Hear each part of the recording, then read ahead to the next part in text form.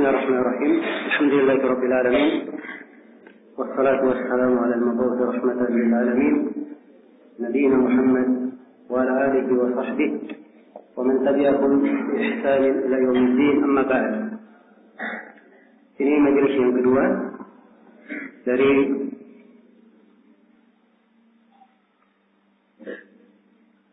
pembahasan kita membahas kitab Al-Qawaid Al-Kulliyah wa Qawaid Al-Fiqhiyah karya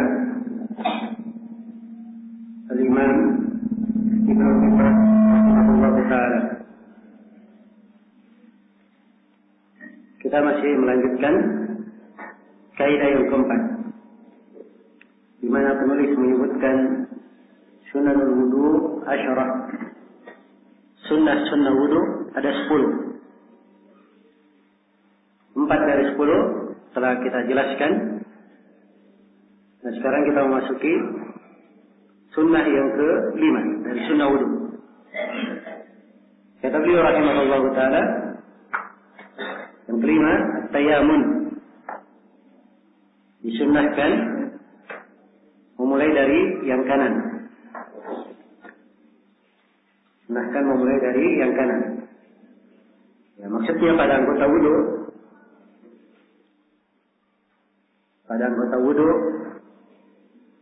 yang mempunyai pasangan ada kanan dan kiri, saat mencucinya disunnahkan memulai dari yang kanan. Dan ini secara khusus tentunya terarah pada mencuci tangan dan mencuci kaki. Ya, disunnahkan untuk memulai dari yang kanan. Sunnahnya berdasarkan beberapa hadis, di antaranya hadis Aisyah riwayat Bukhari dan Muslim. Kana Nabi sallallahu alaihi wasallam yu'jibuhu at-tayammun fi tana'ulihi wa tarajjulihi wa tuhurihi wa fi syanihi kullihi. Adalah Nabi sallallahu alaihi wasallam, beliau senang untuk memulai dengan yang kanan pada memakai sendal beliau. Jadi kalau beliau memakai sendal tentunya satu pasang, ada yang kanan ada yang kiri. Saat memakai disunnahkan ia memulai dengan yang kanan. Wa tarajjulihi, demikian pula dalam bersisir. Dia seorang bersisir karena di bagian kepala ada 2 bagian, ada 2 belahan, dan belahan kanan dan kiri.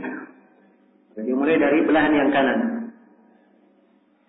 Dan semisal dengannya kalau dia cukur, dia mulai dari yang kanan.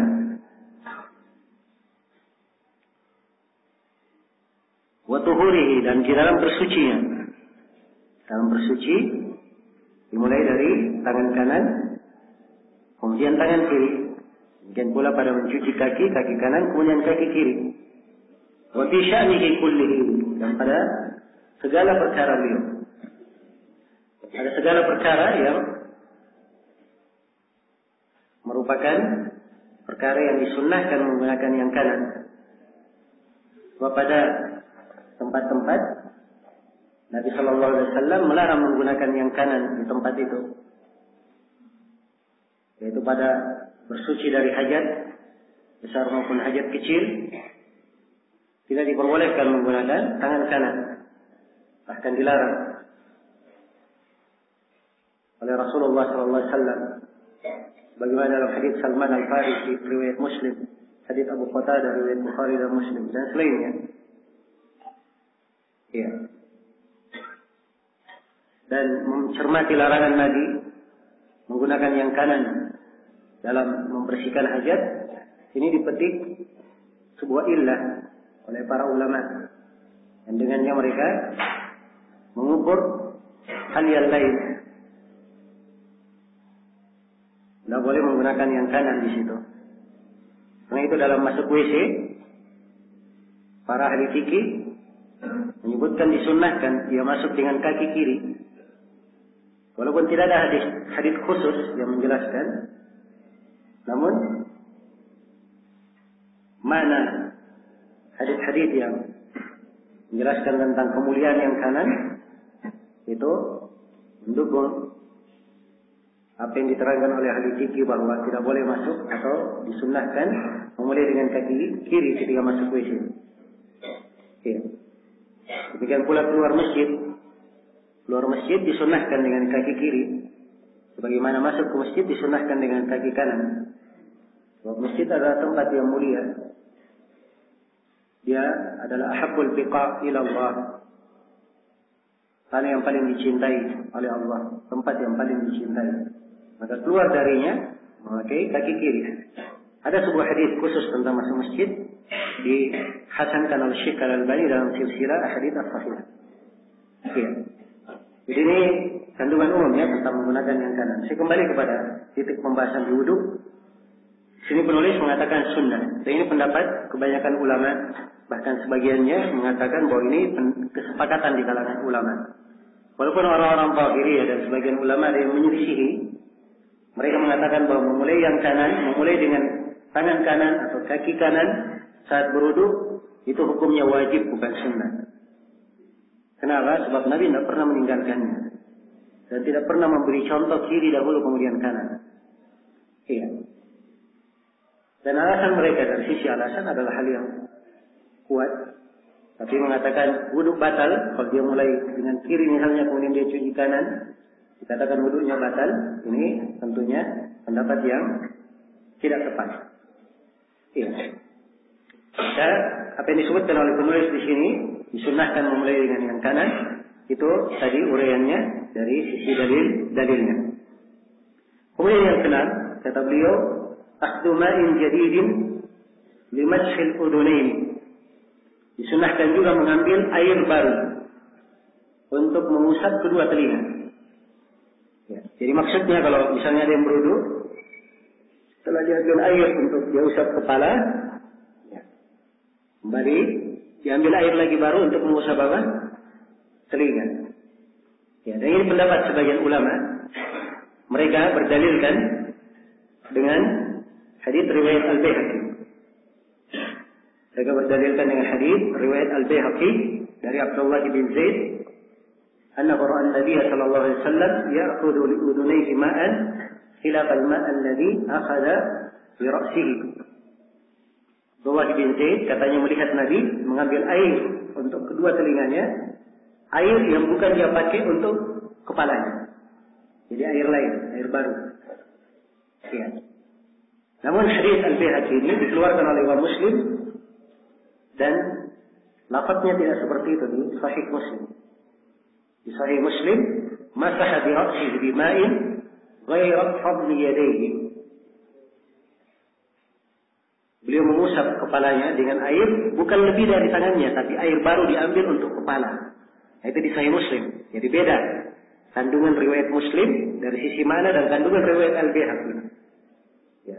Dan tentunya riwayat Al-Baihaqi di posisi ini adalah riwayat yang dianggap syadz oleh para ulama dari sisi sanad, keliru dari sisi periwayatan. Karena itu hadis-hadis yang menjelaskan Bismillahirrahmanirrahim. Alhamdulillahirabbil alamin. Wassalatu wassalamu ala al-mab'uts rahmatan lil alamin. Nabiyyina Muhammad wa ala alihi wa sahbihi wa man tabi'ahum bi ihsan ila yaumiddin, amma ba'd. Ini majelis yang kedua dari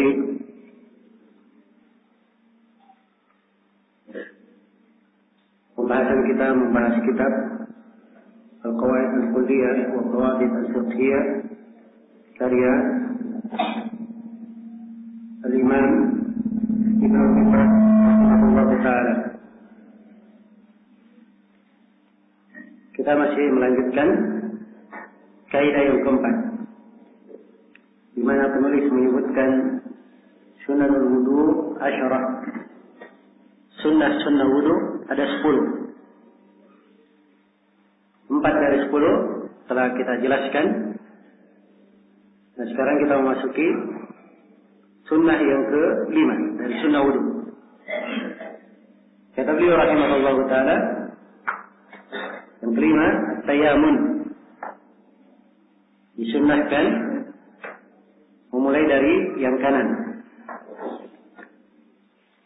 Sunnahkan memulai dari yang kanan. Ya, maksudnya pada anggota wudu. Pada anggota wudu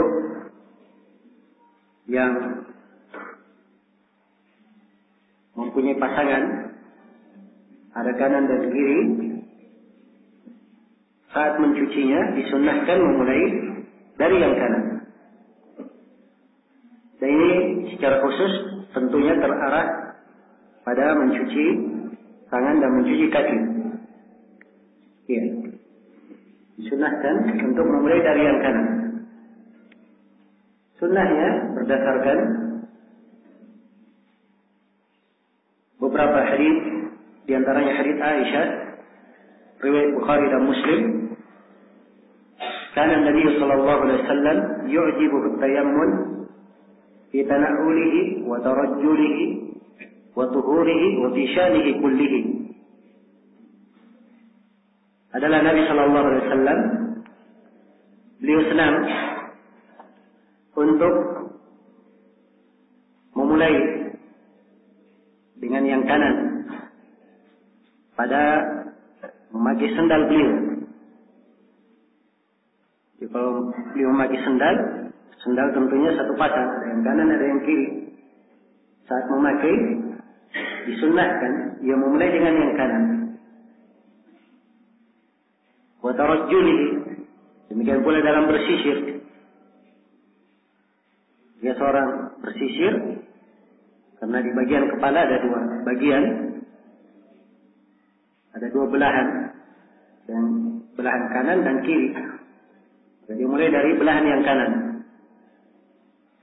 Dan semisal dengannya kalau dia cukur, dia mulai dari yang kanan.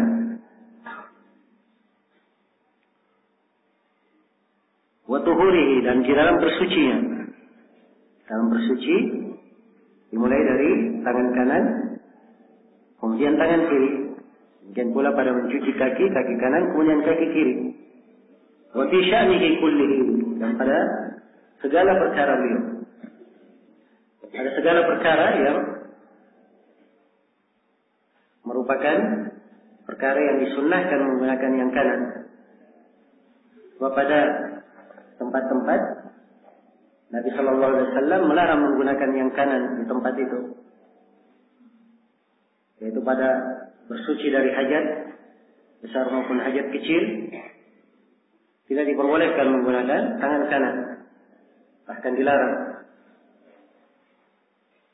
oleh Rasulullah Shallallahu Alaihi Wasallam. Bagaimana dalam hadits Salman Al-Farisi riwayat Muslim, hadits Abu Qatadah riwayat Bukhari dan Muslim, dan selainnya. Ya.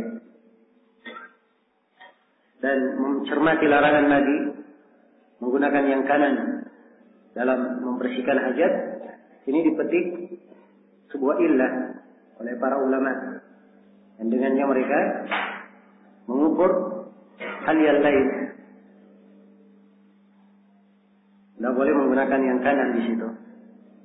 Karena itu dalam masuk WC, para ahli fikih menyebutkan disunnahkan dia masuk dengan kaki kiri. Walaupun tidak ada hadis khusus yang menjelaskan, namun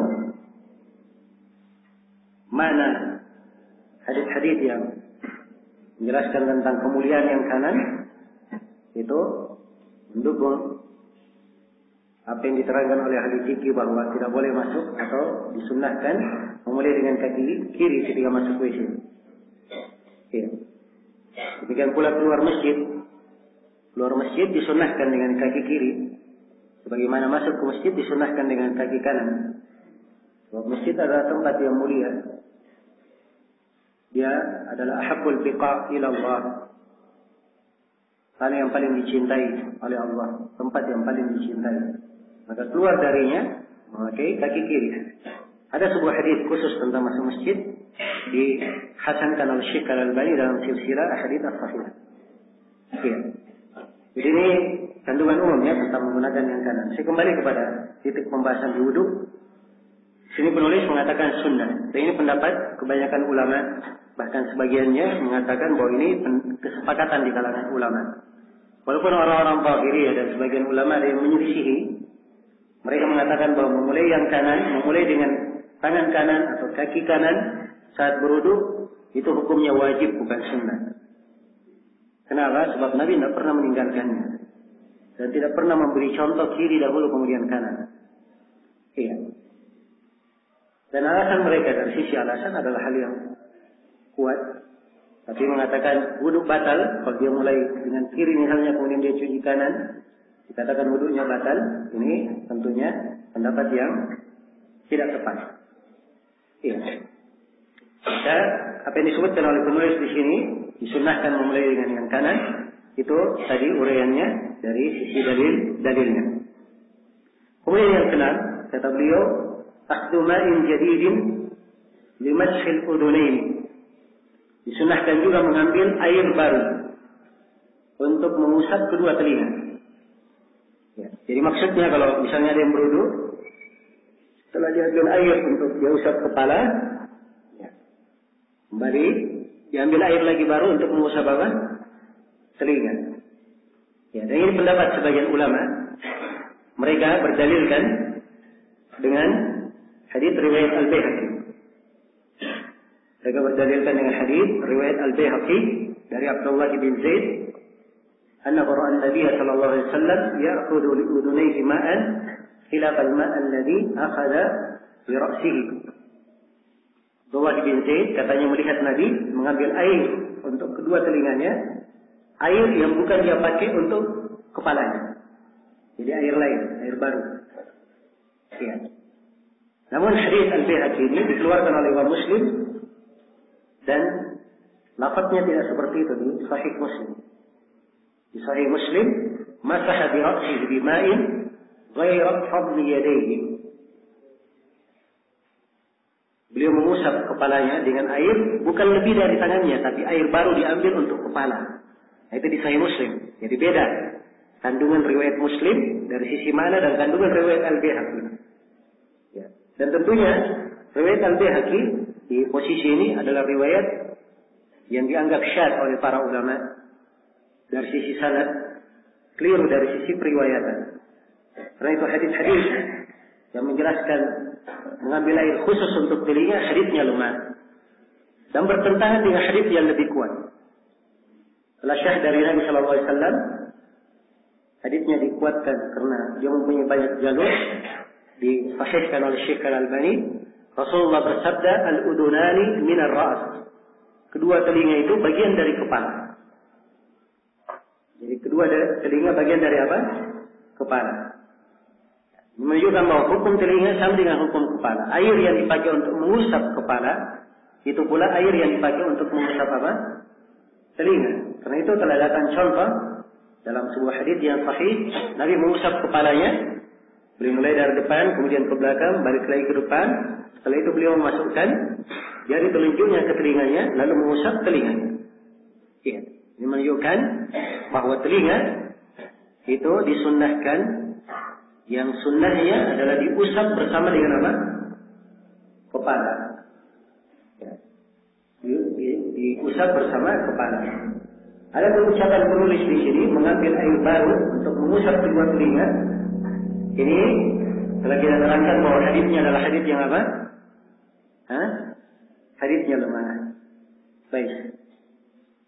Nah, iya, sudah berlalu ya berapa kali kita sebutkan riwayat-riwayat dipakai dalil oleh penulis, tapi ternyata hadisnya lemah. Dan demikianlah di pembahasan fikih. Ilmu hadis itu penting di pembahasan fikih. Dan kadang para ulama berbeda pandang, sudut pandang dari sisi derajat sebuah hadis, itu mengakibatkan mereka berbeda pendapat dari sisi apa? Kesimpulan hukum di belakang hadis. Nah, cuman kita berputar di atas dalil. Berputar di atas dalil. Baik. Kemudian yang ke berapa? Yang ketujuh dari sunnah wudu. Kata beliau al-mubalagha fil madmadati wal istinsyaq. Bersungguh-sungguh di dalam berkumur-kumur dan menghirup air. Berkumur-kumur itu artinya dia memasukkan air ke mulutnya. Ya, lalu dia gerakkan. Itu berkumur-kumur. Kalau dia keratkan dengan keras, itu namanya bersungguh-sungguh dia berkumur-kumur. Istinsyaq artinya dia hirup air ke hidungnya. Dia hirup air ke hidungnya. Tidak sekedar dia cuci saja, tapi dia hirup. Kalau dikeluarkan, itu namanya apa? Istinsyaq. Dan telah syahid dalam hadis riwayat An-Nasa'i dari Ali bin Abi Thalib bahwa Nabi mengeluarkan air dengan tangan apa? Tangan kirinya. Dan itu sebenarnya dari sunnah wudu juga. Cuma tidak disebutkan oleh penulis di sini. Baik. Jadi 10 yang diterangkan oleh penulis ini 10 sifatnya apa? Sifatnya yang apa dalam penjelasan global. Ya. Bukan dalam kaitan yang terperincinya. Baik.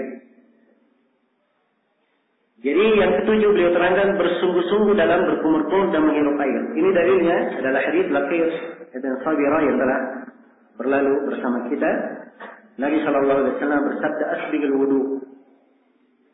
Bersungguh-sungguhlah dalam berwudu. Wa khallil bainal asabi'. Dan selailah antara jari jemari. Wa balik bil istinsyaq. Dan sungguh-sungguhlah kamu di dalam menghirup air. Illa takuna sha'iman, kecuali kalau kamu puasa. Orang yang puasa kalau dia hirup air, dikhawatirkan akan tertelan ke mana? Ke dalam tenggorokannya. Ya, karena itu bersungguh-sungguh menghirup air itu sunnah, hanya disyariatkan saat tidak berpuasa. Iya. Adapun berkumur-kumur tidak diterangkan di dalam riwayat tentang masalah bersungguh-sungguh dalam berkumur-kumur. Namun dari sisi makna dia adalah hal yang bagus. Karena memang maksud dari wudu itu berkumur-kumur agar supaya bau mulut itu bagus. Ya. Dan harus dipahami ya makna umum ketika manusia berkumpul melakukan kegiatan secara berjamaah, sholat berjamaah, sholat id dan seterusnya. Ya. Nah itu orang yang masuk sholat berjamaah disyariatkan bersiwak. Orang yang menghadiri Jumat disyariatkan dia mandi. Menghadiri sholat id disyariatkan dia memakai pakaian yang indah. Ya, disyariatkan mandi. Ini karena menjaga apa? Berjamaah. Mereka berkumpul bersama. Karena itu, ya, mana yang diterangkan oleh penulis di sini adalah hal yang bagus.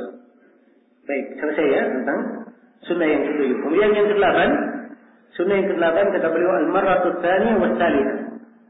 Adalah mencuci yang kedua dan ketiga. Karena dalam wudu itu mencuci anggota wudu wajibnya, kadar wajibnya mencuci sekali. Itu kadar wajibnya. Mencuci sekali. Sebagaimana dalam hadis Ibnu Abbas riwayat Al-Bukhari, Ibnu Abbas berkata, "Tawadda Rasulullah sallallahu alaihi wasallam marrah." Nabi sallallahu alaihi wasallam berwudu hanya sekali. Ini kadar wajibnya. Beliau mencuci tangan sekali, kumur-kumur menghirup air sekali, mencuci muka sekali, mencuci tangan sampai ke siku sekali, mengusap kepala sekali, mencuci kaki sekali. Hanya sekali saja. Sebab sekali itu kadar apa? Kadar wajibnya. Dan kadar syahnya. Kalau tidak sampai sekali berarti apa? Ya, dia tidak cuci artinya. Ya kan? Kalau tidak sampai sekali. Jadi sekali adalah kadar wajib. Adapun mencuci yang kedua kalinya, itu sunnah. Dan lebih sunnah lagi mencuci 3 kali. Itu lebih disunnahnya. Dia mencuci 3 kali. Karena itu di kebanyakan hadis penjelasan sifat wudu, ya diterangkan dicuci berapa? 3 kali. Baik, saya bacakan 2 hadisnya secara lengkap supaya kita mendengarkan riwayatnya. Ya, dari Humran Maula Utsman bin Affan radhiyallahu anhuma, beliau melihat Utsman da'a biwudu'in, beliau meminta didatangkan air wudu. Fa afragha ala yadayhi min ina'ihi. Lalu Utsman radhiyallahu taala anhu menuangkan air di atas tangannya. Ini yang telah disebutkan oleh penulis ya, mencuci kedua telapak tangan. Ya. Fa ghasalahuma 3 marrat. Lalu Utsman mencucinya 3 kali. Thumma adkhala yaminahu fi al-wudu. Setelah itu Utsman memasukkan tangannya ke dalam air wudu, tangan kanannya. Thumma tamatmama wastanshaqa wastansara. Kemudian beliau berkumur-kumur, menghirup air dan mengeluarkannya. Ini sekaligus. Menunjukkan bahwa berkumur-kumur, menghirup air dan mengeluarkannya itu dikerjakan sekaligus dan satu kali mengambil air. Thumma ghassala wajhahu thalathan. Kemudian beliau mencuci wajahnya 3 kali. Wa yadayhi ila al-mirfaqaini thalathan. Dan mencuci kedua tangannya sampai ke siku 3 kali. Thumma masaha bi ra'sihi. Kemudian beliau mengusap kepalanya. Ya, dan mengusap kepala ini hanya 1 kali saja. Tidak ada dia 2 atau 3. Dan itu kalimat al-marrah tsaniyah tsalitsah. Sunnah mencuci kedua dan ketiga ini harus diberikan tambahan kecuali kepala. Ya, kecuali kepala, illa ra'as, kecuali kepala. Karena kepala hanya dicuci berapa? Sekali saja. Ya, mungkin ada yang bertanya, karena ada hadis-hadis yang juga menjelaskan bahwa kepala dicuci 3 kali.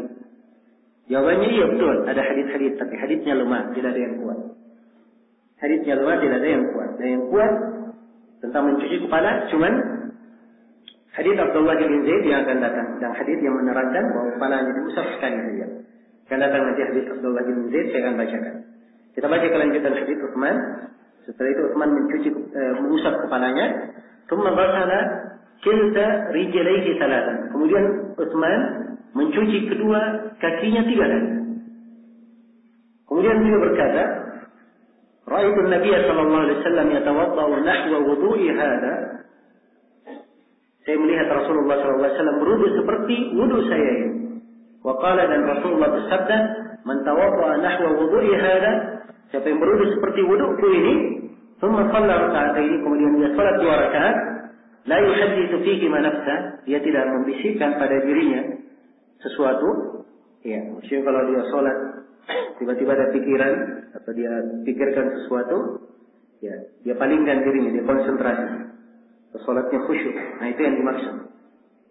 Kalau dia sudah berwudu di wudu benar, lalu sholat sunnah 2 rakaat, maka ghufira lahu ma taqaddama min dzambi, diampuni untuknya apa yang telah lalu dari dosanya. Iya, ini hadis Utsman bin Affan. Jelas ya? Dan dalam riwayat Utsman diterangkan, ya, mencuci anggota wudu 3 kali, kecuali kepala. Dan di dalam hadis Abdullah bin Zaid memperagakan bagaimana cara wudu Nabi Sallallahu Alaihi Wasallam. Beliau mengambil air dari bejana, lalu beliau cuci kedua tangannya 3 kali. Kemudian beliau disebutkan famadmada wastanshaqa wastanthara thalathan bi 3 ghurufan. Lalu beliau berkumur-kumur, menghirup air dan mengeluarkannya 3 kali. Dengan 3 kali menciduk air, 3 kali mengambil air. Ya. Jadi ambil air sekali ini, ya. Sekali ini dia pakai sebagian untuk kumur-kumur, sebagiannya dia hirup. Kemudian dia keluarkan. Jelas ya? Ini 1. Ambil lagi yang kedua. Sebagiannya dipakai kumur-kumur, sebagiannya dihirup, dikeluarkan. 2. Ambil lagi yang ketiga. Sebagiannya dipakai kumur-kumur, sebagiannya dihirup, dikeluarkan. Ini riwayatnya. Di dalam riwayat Al-Bukhari, ya, disebutkan bahwa beliau berkumur-kumur, menghirup air dan mengeluarkannya 3 kali, dari 1 kali mengambil air. Dari 1 kali mengambil air. Ya, bagaimana caranya? Ambil air 1 kali juga. Dari 1 kali ini harus dihemat untuk 3 kali. Ya. Ambil sedikit untuk kumur-kumur, sedikit untuk dihirup, dikeluarkan. Ambil lagi sedikit kumur-kumur, sedikit untuk dihirup, dikeluarkan. Lebihnya untuk ketiga kalinya. Kumur-kumur, dihirup, dikeluarkan. Ya. Ini memang kelihatannya berat, tapi bisa dilakukan. Bisa dilakukan. Jelas ya? Baik. Maka ini caranya. Dalam hadis Abdullah bin Zaid ya, ini diterangkan. Kemudian kata beliau, "Tsumma ada fala yadahu faghassala wajhahu thalathan." Kemudian beliau memasukkan tangannya, lalu mencuci wajahnya 3 kali. Ya. Tsumma ada fala yadahu bisaw faghassala huma marrataini ila al-mirfaqain. Kemudian beliau masukkan lagi tangannya, lalu beliau cuci tangannya sampai ke siku hanya 2 kali. Ya, jadi tadi 3, sekarang berapa? 2 kali. Nah, dari sini Imam Nawawi mengambil pendalilan bahwa boleh di dalam wudu itu diselang-selingi. Itu 1, itu 3, ini 2. Tidak apa-apa. Tidak harus 3 semua seragam. Tidak harus 2 semua. Kalau 2 semua. Tidak harus. Jelas ya? Kemudian kata beliau, "Tsumma dakhala yadahu famasaha ra'sahu." Kemudian beliau memasukkan tangannya lalu mengusap kepalanya. Dan diterangkan bagaimana cara mengusap kepalanya. Ya. Di sebuah riwayat, bada'a bi muqaddami ra'sihi hatta dhahaba bihima ila qafa, thumma raddahuma hatta raja'a ila al-makan alladhi bada'a minhu. Beliau memulai dari depan kepalanya sampai ke belakang, ya. Kemudian dia balik lagi ke tempat yang awal dia mulai. Jelas ya? Nah, thumma ghasala rijlaihi, kemudian beliau mencuci kaki. Ya, dan di sini disebut dicuci kaki saja, tidak disebutkan 3 kali. Sebab mencuci kaki boleh dicuci 3 kali, 2 kali sekali, dan boleh dicuci sampai bersih. Nah, itu datang dalam riwayat Abu Hurairah, riwayat Muslim, diterangkan bahwa beliau mencuci kakinya hatta anqahu, sampai ia membersihkannya. Sampai ia membersihkannya. Jelas ya? Baik. Jadi ini 2 hadis, dan hadis ini 2 hadis pokok yang menjelaskan tentang kaifiyat wudu. Ada hadis lain, hadis Ali bin Abi Thalib. Ya, tapi ini 2 hadis yang paling kuat karena keduanya dalam riwayat Al-Bukhari dan Muslim. Keduanya dalam riwayat Al-Bukhari dan Muslim. Baik. Jadi dari sini saya bisa simpulkan bahwa yang wajib dalam mencuci anggota wudu adalah berapa kali? 1 kali. Ya. Dan disunnahkan, sunnahnya boleh 2 kali dan lebih disunnahkan lagi berapa? 3 kali, kecuali kepala hanya sekali. Ya. Mungkin muncul pertanyaan, bagaimana kalau dia mencuci lebih dari 3 kali? Ya. Yang ada yang berpikir kalau 3 kali lebih afdal daripada 2 kali, ya, mending saya tambah 4 kali supaya lebih afdal. Baik. Ini secara umum pemikiran ya sebagian orang, dan ini pemikiran keliru. Harusnya pemikirannya diluruskan. Kalau memang 4 kali lebih afdal, harusnya Nabi mengajarkan, kan begitu? Begitu harusnya berpikir. Apalagi telah ada keterangan dari Nabi yang mencela perbuatan berwudu lebih dari 3 kali. Di dalam hadis yang diriwayatkan oleh Ashabus Sunan dari jalan Bahd bin Hakim, dari ayahnya, dari kakeknya, ya. Rasulullah Shallallahu Alaihi Wasallam memperagakan wudu 3 kali. Kemudian beliau berkata, hadal wudu, faman zada ala hada, faqad ta'adda wa asa'a wa dhalam. Kata beliau, ini adalah wudu. Siapa yang menambah lebih daripada ini, maka dia telah ta'adda, melampaui batas. Wa asa'a, berbuat jelek, wa dhalam, berbuat zalim. 3 syarat diberikan oleh Rasulullah sallallahu alaihi wasallam. Ta'adda, dia melampaui batas sebab batas sunnahnya yang berapa? 3 kali. Dia berbuat jelek sebab dia menyelisihi sunnah. Dia berbuat zalim karena zalim itu meletakkan sesuatu bukan pada tempatnya. Baik. Kemudian sunnah yang ke-9, kata beliau, takhlilul lihyah. Sunnah yang ke-9 adalah menyela-nyelai jenggot. Ya. Menyela-nyelai jenggot. Dan ini berdasarkan hadis Utsman bin Affan radhiyallahu taala anhu yang diriwayatkan oleh Imam Tirmidzi dan disahihkan oleh Ibnu Khuzaimah. Anna Nabi sallallahu alaihi wasallam kana yukhallilu lihyatahu fil wudu. Adalah Nabi sallallahu alaihi wasallam beliau menyela-nyelai jenggotnya dalam wudu. Iya. Dan menyela-nyelai jenggot ya bebas. Tapi kalau jenggotnya panjang, para ulama menyebutkan 2 kaifiyat. Kaifiyat yang pertama diambil air, kemudian dia sela-selai dari atas ke bawah. Iya. Kaifiyat yang kedua, kalau diambil air, dia letakkan dari bawah jenggotnya, terus dia dorong ke atas sampai ke dagu, kemudian dia sela-selai. Ya, dan ini semuanya masuk dan terhitung dalam menyela-nyelai jenggot, dan dia adalah sunnah di dalam wudu. Kemudian yang ke-10, takhlilul asabi', menyela-nyelai jari jemari. Jari jemari yang dimaksud di sini jari jemari tangan dan jari jemari apa? Kaki. Dua-duanya disunnahkan untuk disela-selai. Telah berlalu saya bacakan 2 kali hadis Laqid ibn Sabirah. Rasulullah bersabda, wa khallil bainal asabi', dan sela-selailah antara jari jemari. Iya. Ini sunnah wudu. Dan harus diingat ya, sunnah itu kalau dikerjakan itu wudunya lebih sempurna. Kalau tidak dikerjakan, tidak membatalkan apa? Tidak membatalkan wudu. Baik. Selesai sudah kaidah yang keempat. Sekarang kita berpindah ke kaidah yang kelima. Kata beliau rahimahullah, al-khamisah. Ya. Yang kelima ini tentang furudul wudu, tentang kewajiban wudu. Nah, furud itu jamak dari fard. Dan fard bermakna wajib. Ya, bermakna wajib. Dan kebanyakan ulama mereka antara fard dan wajib sama penggunaannya. Jadi penggunaan kebanyakan ulama. Ya. Kecuali di kalangan orang-orang Hanafiyah, mereka ada membedakan antara fard dan wajib.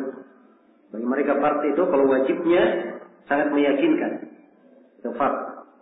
Salat 5 waktu itu fard. Jelasnya. Tapi kalau salat id itu wajib hukumnya. Karena ada silang pendapat. Nah, ini bagi mereka. Ini mungkin akan kita terangkan nanti di pembahasan usul fikih tentang masalah ini. Jadi penggunaan para ulama kadang ada yang menggunakan furudul wudu, ada yang membahasakan kadang dengan nama wajibatul wudu. Jadi pembahasan, ya, secara umum kita harus memahami bahwa yang mereka maksudkan adalah rukun-rukun wudu. Kapan hal ini tidak terpenuhi, maka batal wudunya. Ya. Beliau terangkan di sini bahwa furudul wudu sittah. Kewajiban-kewajiban dalam wudu ada 6. Ada 6. Yang pertama, ghuslul wajhi. Yang pertama mencuci muka. Mencuci muka. Yang dimaksud dengan muka, ya, batasannya tingginya dari dagu hingga ke apa? Ke ubun-ubun. Ya. Ubun-ubun untuk ukuran kebanyakan orang. Ya, ingat ya, ukuran kebanyakan orang. Sebab ada sebagian orang, ya, ubun-ubunnya terlalu ke depan sampai ke dahinya. Ya. Ada yang sebagian orang juga ubun-ubunnya terlalu ke belakang sampai di pertengahan kepalanya. Ya. Jadi saya berikan gambaran bahwa ubun-ubun ukuran kebanyakan orang. Jelas ya? Kemudian yang dua di kanan ini yang naik kayak bentuk ini juga masuk. Ya, dalam wajah. Jelas ya? Dua apa namanya? Ya. Di samping kanan dan kiri ubun-ubun yang menggulung itu disebut apa? Disebut wajah juga masuk. Ini untuk tingginya. Untuk lebarnya, ukuran wajah dari cuping kanan ke cuping kiri. Cuping ini daging kecil sebelum mata ke telinga itu namanya cuping. Ya, bukan kuping ya, cuping. Ya, dari cuping kanan ke cuping kiri. Jelas ya? Itu ukuran wajah. Baik. Ini yang dimaksud dengan wajah. Jadi kewajiban yang pertama mencuci wajah. Ya. Dalilnya adalah ayat Al-Quran. Ya ayyuhalladzina amanu idza qumtum ila sholati faghsilu wujuhakum. Wahai orang-orang yang beriman, kalau kalian berdiri melakukan salat, maka cucilah wajah-wajah kalian. Perintah mencuci wajah. Baik, ini yang pertama ya, wajah. Dan wajah dia adalah rukun wudu, kewajiban wudu, tidak ada silang pendapat di kalangan ulama. Hal yang disepakati. Kemudian yang kedua, ghuslul yadaini ilal mirfaqaini. Mencuci kedua tangan sampai ke siku. Ya, maksudnya kedua tangan dari pergelangan sampai ke mana? Sampai ke siku. Ya. Sampai ke siku. Dan ini berdasarkan firman Allah, wa aydiyakum ilal marafiq. Faghsilu wujuhakum wa aydiyakum ilal marafiq. Cucilah wajah-wajah kalian dan cucilah tangan-tangan kalian sampai ke mana? Sampai ke siku. Ya. Kalimat sampai ke siku ini, apakah siku masuk di dalamnya atau tidak? Ya. Ini dibangun di atas mana ilah di situ. Apakah ilah bermana ma'a, bermana bersama, atau ilah bermana al-ghayah, tujuan akhir, tapi dia tidak dilewati. Kalau seorang berkata, safartu ila Makassar, saya safar ke Makassar, artinya dia sampai Makassar, tidak lewat. Jelas ya? Tidak lewat. Iya. Makassar tidak dilewati, kalau dia lewati itu bersama, masuk di dalamnya. Jelas ya? Dan ilah di dalam bahasa Arab bisa bermakna ma'a, bersama. Ya. Ini dua makna dan mengandung dua kemungkinan di dalam ayat. Karena itu para ulama ada dua pendapat. Namun ada hadis di dalam Sahih Muslim menguatkan bahwa siku itu masuk dicuci. Karena itu ila lebih tepat dimaknakan ma'a bersama. Hadisnya di dalam Sahih Muslim dari hadis Abu Hurairah. Abu Hurairah memperagakan wudhu Nabi. Ya, disebutkan bahwa Abu Hurairah mencuci tangannya sampai ke siku hatta asyra'a ila al-awad. Beliau mencuci tangannya sampai beliau memulai masuk ke siku. Jadi sudah mulai sampai beliau mulai masuk ke lengan. Sudah mulai masuk ke mana? Ke lengannya. Jadi kalau sudah mulai masuk ke lengannya, siku masuk atau tidak? Ya pasti masuk. Jelas ya? Dan ini pembahasan sama juga dengan pembahasan mata kaki. Apa yang mata kaki masuk atau tidak? Sebab dalam hadis Abu Hurairah juga beliau memberi contoh, beliau mencuci kedua kakinya hatta asyra'a apa? Fi as-saqain. Ya, beliau mulai mencuci kedua kakinya sampai mulai masuk ke betisnya. Ya, kalau sudah dikatakan mulai masuk ke betis, berarti kedua mata kaki apa? Ikut tercuci. Nah, baik. Jadi ini yang kedua ya, dari kewajiban mencuci kedua tangan bersama kedua siku. Bersama kedua siku. Kemudian yang ketiga, mashur ras. Mengusap kepala. Mengusap kepala. Ya, dibedakan ya, di atas mencuci, yang kedua ini, yang ketiga ini mengusap. Ya, yang pertama mencuci wajah, yang kedua mencuci kedua tangan, yang keempat nanti mencuci kaki, yang ketiga mengusap kepala. Beda ya antara kata mengusap dan apa? Mencuci. Sebab mengusap itu tidak harus kena semuanya kalau mengusap. Tapi kalau dikatakan mencuci, itu harus kena semua mencuci. Iya. Nah, ini dari sisi bahasa.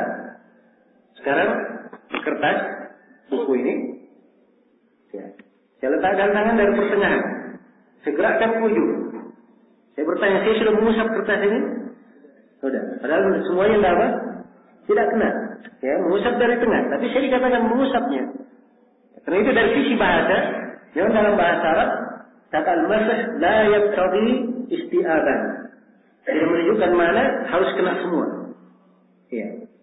Jelas ya? Karena itu ini fikih harus dipahami ya. Dalam mengusap kepala, tidak usah mengusap kepala, semuanya kepala digosok begini. Ya. Sampai harus kena. Jelas ya, ini bukan mencuci, mengusap. Ya. Sampai ada sebagian mengusap kepala, kembali ke telinga. Telinganya semuanya digosok. Hanya diputari, telinganya disunyi. Ya. Ini keluar dari mana apa? Mengusap, diusap. Walaupun tidak kena seluruhnya. Jelas ya? Baik. Jadi ini yang disebut dengan kata mengusap kepala. Dan mengusap kepala ada di dalam ayat. Faghsilu wujuhakum wa aydiyakum ilal marafiq wamsahu apa? Bi ru'usikum. Dan usaplah kepala-kepala kalian. Kemudian yang keempat, kewajiban yang keempat, ghuslur rijlaini. Mencuci kedua kaki. Setelah kita sebutkan bahwa kedua kaki bersama apa? Bersama kedua mata kaki.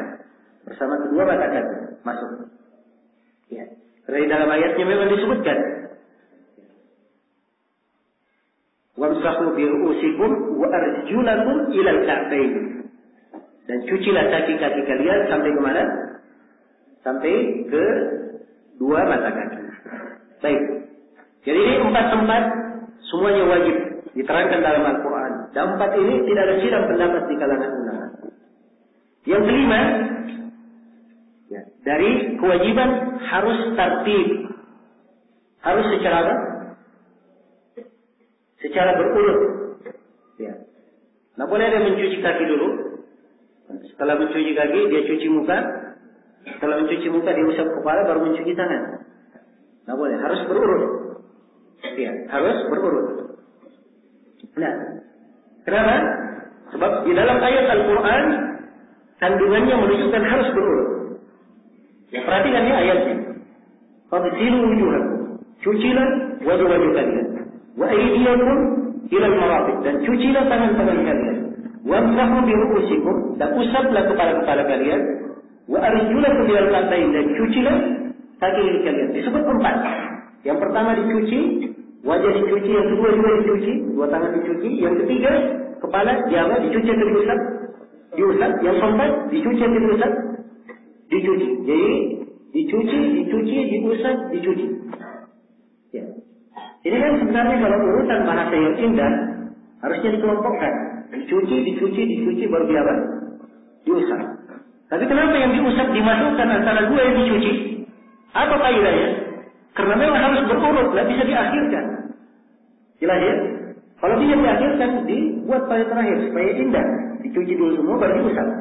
Tapi karena harus berurut, maka dia disebut di tempatnya. Karena itu, pendapat kebanyakan ulama, ya sedikit yang menyelisih, bahwa tartib itu adalah bagian dari kewajiban wudu, rukun wudu. Iya. Ada sebagian hadis yang dipakai oleh sebagian ulama kita yang mengatakan bahwa tartib tidak wajib. Ya. Nah, namun hadisnya ada kelemahan di dalamnya. Dari hadis Al-Miqdad ibn Ma'di Karib. Al-Miqdad ibn Ma'di Karib. Ya, dan hadisnya ada kelemahan. Ya, jangan dikata hadis itu kuat. Sebab di dalam hadis itu disebutkan bahwa Nabi berkumur-kumur dahulu baru mencuci tangannya. Ya. Andai kata hadis itu kuat, maka ini tidak berurutnya, bukan di rukunnya, tapi di sunnahnya tidak berurut. Andai kata hadisnya kuat ya. Ya. Tapi hadisnya ada kelemahan. Maka yang benarnya bahwa pendapat kebanyakan para ulama harus berurut. Dan ini bagian dari rukun apa? Dari kewajiban wudu.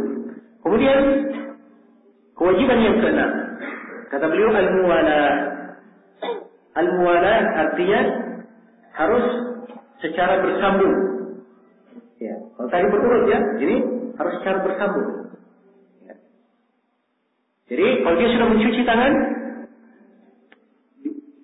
ya, kita ambil ukuran 4 ya, wajah, tangan, kepala dan kaki. Kalau dia sudah cuci mukanya, dia harus pindah langsung ke mana? Ke tangan. Sudah tangan langsung ke kepala. Sudah kepala langsung ke mana? Ke kaki. Ya langsung bersambung. Ya. Jangan dia cuci mukanya, setelah itu pergi ngopi dulu. Sudah habis kopinya, 1 gelas, sudah kering air di wajahnya, ya, baru dia datang, dia sambung, dia usap kepalanya. Dia cuci tangannya, dia usap kepalanya. Ya. Ini tidak diperbolehkan, itu bukan muwalah namanya. Jelas ya? Jadi muwalah itu dia mencuci anggota wudunya, di mana anggota wudu ini belum lagi dia kering, sudah dia cuci anggota wudu setelahnya. Itu yang disebut muwalah. Dan muwalah menurut kebanyakan ulama, dia adalah bagian dari kewajiban wudu. Iya. Sebagian ulama berpendapat bahwa muwalah bukan wajib. Muwalah bukan wajib. Kenapa? Karena telah syah dari sebagian sahabat, yaitu dari Ibnu Umar, beliau berwudu, ya, hingga sisa mencuci kaki. Setelah itu beliau berjalan ke pasar. Beliau berwudu di pasar. Kemudian beliau berjalan ke masjid. Begitu mau masuk masjid, baru beliau ambil air, kemudian beliau usap kakinya. Nah, beliau pakai sepatu. Jadi beliau akhirkan mengusap apa? Mengusap sepatu. Jadi menunjukkan tidak harus muwalah. Iya. Jelas ya? Ini di antara dalil yang dipakai dan para ulama yang mengharuskan, ya mereka berdalilkan ya dengan hadis Umar bin Khattab radhiyallahu taala anhu yang disebutkan bahwa Nabi sallallahu alaihi wasallam melihat seorang sahabat yang berwudu, ya, dan masih tersisa seperti kuku di kakinya belum tidak terkena air. Maka Nabi berkata kepadanya, "Irji' fa'ahsin wudu'ak." Kembalilah kamu perbaiki wudu. Perbaiki wudu. Ini hadis ada pembicaranya dari sisi ilmu riwayat. Ya, karena para ulama yang selevel dengan Imam Muslim membicarakan hadis ini. Ya, membicarakan hadis ini dan disebutkan bahwa yang rajihnya dia mauquf terhadap Umar bin Khattab radhiyallahu taala. Iya. Ala kulli hal bahwa memang mengatakan kewajiban muwalah ini, ya, dalilnya tidak terlalu tegas menunjukkan wajibnya. Tapi sebaiknya ini pendapat yang dipegang, sebab ini lebih keluar dari silam pendapat. Ya.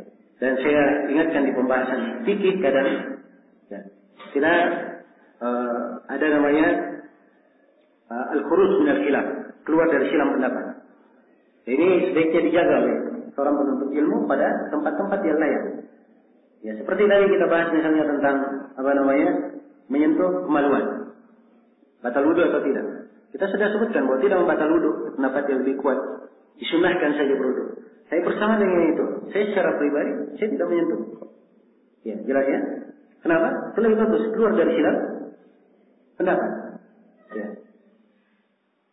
Membuang hajat di tempat tertutup, menghadap kiblat dan membelakangi kiblat, boleh atau tidak? Ya, kalau dalam tempat tertutup, pendapat yang lebih kuat, ya boleh. Yang dilarang itu kalau tempat terbuka. Ya. Saya bersama dengan itu, Syekhuna Syekh Abdul Muhsin Al-Abbad, Habibullah, beliau berkata bahwa, ya, walaupun saya kuatkan pendapat di dalam tempat tertutup boleh menghadap dan membelakangi, namun sebaiknya itu ditinggalkan untuk keluar dari apa? Silap pendapat.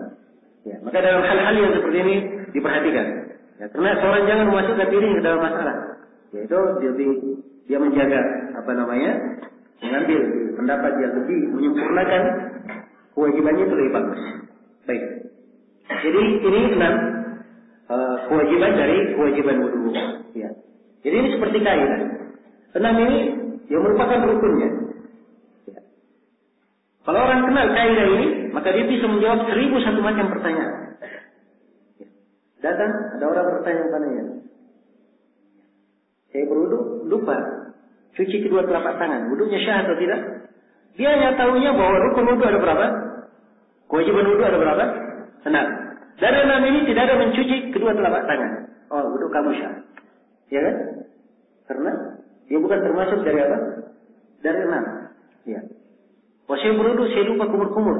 Syah atau tidak wudunya? Ya, jawabannya syah. Saya berwudu, saya lupa sela-sela jari. Ya. Saya cuci kaki saya, tapi saya lupa nyela-nyelainya. Wudunya syah atau tidak? Ya, jawabannya syah. Nah, ini pentingnya benar dhabit. Ya, kaidah pentingnya. Ya. Jelas ya? Baik. Ya, kemudian berkata penulis Ibnu Mufrad rahimahullah taala as-sadisa. Kaidah yang ke-6. Inqisamil ghusli ila qismain. Inqisam al-ghusli ila qismain. Beliau al-ghuslu yang qasimu ila qismain. Tentang pembagian mandi menjadi 2 bagian.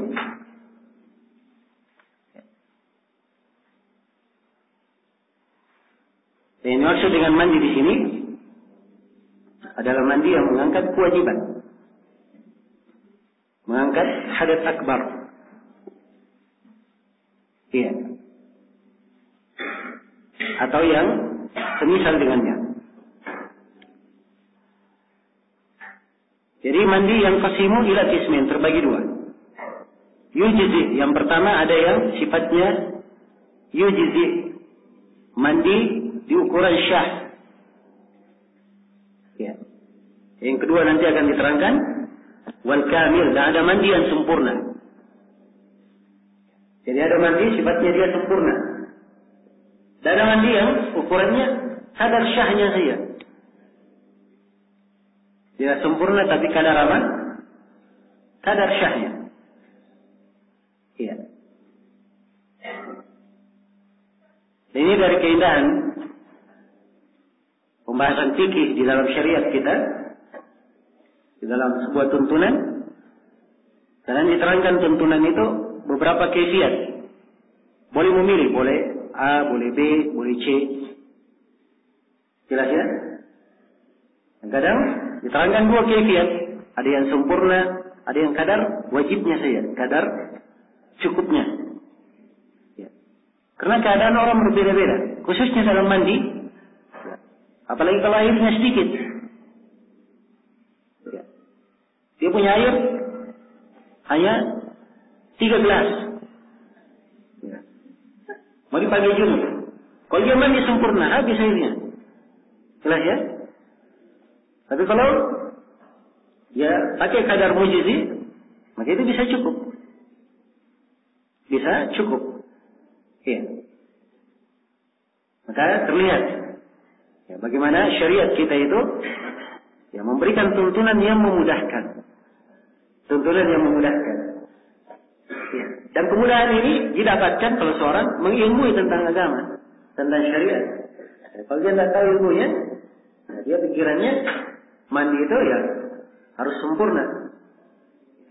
Begitu dia tahu tuntunannya, ternyata ada yang kadar cukupnya lebih ringkas, maka ini akan memudahkannya. Baik, kata beliau yang pertama yujizi. Ada mandi yang sifatnya cukup, kadar cukup. Ya'ti bihi bi thalathati asya. Bagaimana? Kapan mandi itu dianggap cukup? Itu kalau dia mendatangkan 3 perkara. Dia melakukan 3 perkara. Yang pertama an-niyah. Pertama dia harus berniat. Karena mandi janabah, mandi wajib itu adalah ibadah. Dan setiap ibadah disyaratkan niat. Innamal a'malu binniyat wa innamal likulli imri'in ma nawa. Setiap amalan itu tergantung niatnya dan setiap orang hanya mendapatkan sesuai dengan apa yang dia niatkan. Kemudian syarat yang kedua kata beliau wa ta'mimul badani bil ma'it tahur. Dan dia menyirami seluruh badannya dengan air yang suci. Dia cakup seluruh badannya, dia sirami seluruh badannya dengan air yang apa? Air yang suci. Nah, ini dalilnya adalah hadis Ummu Salamah yang diriwayatkan oleh Al-Jamaah kecuali Imam Al-Bukhari. Diriwayatkan oleh Ahmad, Muslim, Abu Dawud, At-Tirmidzi, dan Nasai dan Ibnu Majah. Ummu Salamah berkata, "Qultu ya Rasulullah." Aku berkata, "Wahai Rasulullah, inni imra'atun ashaddu dhafri ra'si." Sungguhnya saya adalah seorang perempuan yang rambutku tebal. Ya, lebat. Apa anquduhu li ghusl janabah? Apakah saya buka kalau untuk mandi janabah? Kata beliau, "La, tidak harus." Kata beliau, "Innama yakfiki an tahthi ala ra'siki 3 hasayat, thumma tafidhina 'alayki al-ma'a fatatuhurin." Kata Nabi, sungguhnya cukup bagi kamu. Nah, ini penjelasan kadar apa? Kadar cukupnya. Cukup bagi kamu, kamu tuangkan di atas kepalamu air 3 kali tuangan. Kemudian kamu basahi seluruh tubuhmu dengan air. Engkau pun sudah suci. Jadi ini kadar apa? Kadar cukupnya. Jadi yang disebutkan oleh penulis, dia basahi seluruh badannya, maksudnya badan bersama apa? Bersama kepala, bukan kepala tidak masuk. Ya. Bahkan di dalam hadits Ummu Salamah disebutkan 3 kali. Ya. Disebutkan dicuci 3 kali. Dan penyebutan mencuci 3 kali ini bukan harus 3 kali. Maksudnya semua kepala basah. Karena datang dalam hadits Jubair bin Mut'im hanya diterangkan apa? Membasahi kepala. Yang dimaksudkan adalah dia basahi seluruh badannya. Ini kadar apa? Kadar cukupnya. Ya, dan penulis di sini menyebutkan yang ketiga. Dari kadar cukup. Wal matmada wal istinsyaq. Dia berkumur-kumur dan menghirup air. Ya. Dan apa yang diterangkan oleh beliau di sini? Ini jarang dari ahli fikih yang menyebutkannya. Karena memang ini pendapat yang tidak begitu kuat. Pendapat yang tidak begitu kuat. Dan hadits Ummu Salamah itu adalah hadits yang membantah pendapat yang menyebutkan berkumur-kumur dan menghirup air. Karena Nabi berkata cukup.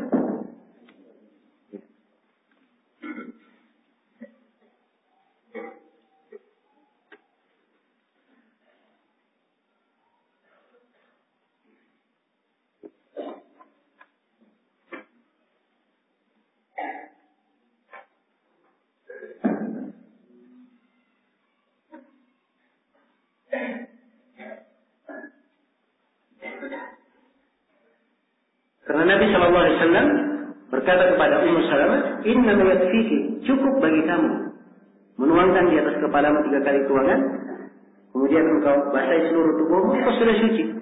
Jadi hanya disebutkan membasahi kepala, membasahi tubuh.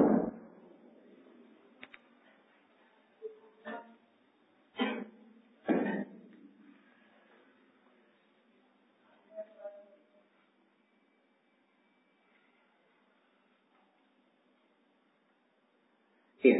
Jadi hanya disebutkan membasahi kepala dan membasahi apa? Membasahi tubuh. Tidak disebutkan berkumur-kumur dan menghirup air. Karena itu berkumur-kumur dan menghirup air itu bukan syarat untuk apa? Kadar mandi yang wajib. Di kadar mandi yang wajib cukup dia berniat, dia basahi seluruh kepalanya, seluruh badannya, dia sudah apa? Sudah suci. Ya. Karena itu sebuah masalah yang diterangkan dalam buku fikih, seorang yang ada sungai di depan rumahnya, dia junub. Kalau dia menceburkan dirinya di sungai itu dengan niat mandi junub, apakah syah atau tidak? Ya. Jawabannya syah. Cukup dia berniat, ya. Lompat, basahi seluruh badan, seluruh tubuh, naik selesai. Jelas ya? Sebab ini kadar wajibnya. Ada pun kadar sunnahnya akan diterangkan nanti, kadar sempurnanya bagaimana. Baik, selesai ya untuk kadar wajib. Sekarang kata beliau wal kamil, ya mandi yang sempurna. Ya'ti bi asyrati asya. Mandi sempurna itu kalau dia mengerjakan 10 perkara. Ya, ini kalau sempurna harus 10 perkara. Yang pertama sebelum saya baca 10 perkara ini, ya, saya harus menjelaskan bahwa hadis yang dipakai sebagai dasar pijakan di dalam tata cara mandi janabah itu ada 2 hadis. Dan 2 hadis ini dari riwayat para istri Nabi. Hadis yang pertama adalah hadis Aisyah radhiyallahu taala anha. Ya. Hadis yang kedua dari hadis Maimunah radhiyallahu taala anha. Ini 2 orang istri Nabi yang menjelaskan bagaimana kaifiat mandi Nabi. Dan hadis Maimunah dan hadis Aisyah, hadis Maimunah dan hadis Aisyah, antara keduanya terdapat perbedaan-perbedaan. Terdapat perbedaan-perbedaan. Jelas ya? Dan ini 2 hadis pokok yang menjadi tumpuan. Di sini penulis menggabungkan apa? Seluruh hadis ini, 2 kandungan hadis ini digabungkan menjadi 10 apa? 10 perkara. Nah, baik. Jadi memang di kebanyakan ahli fikih seperti ini caranya dalam menguraikan mandi secara sempurna. Tapi kalau ingin lebih detail, ya, sebagaimana yang diterangkan oleh sebagian ulama kita, cara mandi yang sempurna itu kita lihat dari 2 hadis. Ada cara mandi sempurna di versi hadis Aisyah, dan ada cara mandi sempurna di versi hadis siapa? Maimunah. Nah, itu lebih tepat dan lebih detail. Ya, karena di sini penulis menggabungkan antara 2 hadis. Sedangkan antara hadis Maimunah dan hadis Aisyah ada perbedaan. Di antara perbedaan yang menyolok, kalau di hadis Aisyah, mencuci kaki itu bersama dengan wudu. Setelah mandi tidak ada lagi mencuci kaki. Tapi kalau di hadis Maimunah, mencuci kaki nanti di belakangan, di akhir setelah mandi. Ini hadis Maimunah. Dan ini perbedaan mencuci kaki, menyolok ya perbedaannya. Karena itulah tadi saya katakan bahwa mungkin lebih detailnya kalau kita katakan bahwa cara mandi sempurna diterangkan dalam 2 hadis. Ada cara mandi sempurna dalam keterangan hadis Aisyah, dan ada cara mandi sempurna dalam keterangan hadis siapa? Maimunah. Iya. Saya bacakan hadis Aisyah dan saya akan bacakan hadis Maimunah.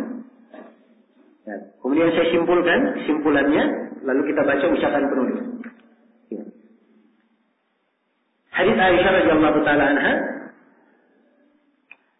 di dalam riwayatnya dikatakan anna Nabi sallallahu alaihi wasallam kana idza tasala min al-janabah yabda'u. Adalah Nabi sallallahu alaihi wasallam, beliau apabila mandi dari janabah, mandi junub, beliau memulai. Ya. Kemudian dikatakan fayagsilu yadayhi, beliau mencuci kedua tangannya. Ya. Dan maksud mencuci dua tangan di sini adalah kedua telapak tangan. Jadi mula-mula beliau mencuci kedua telapak tangan.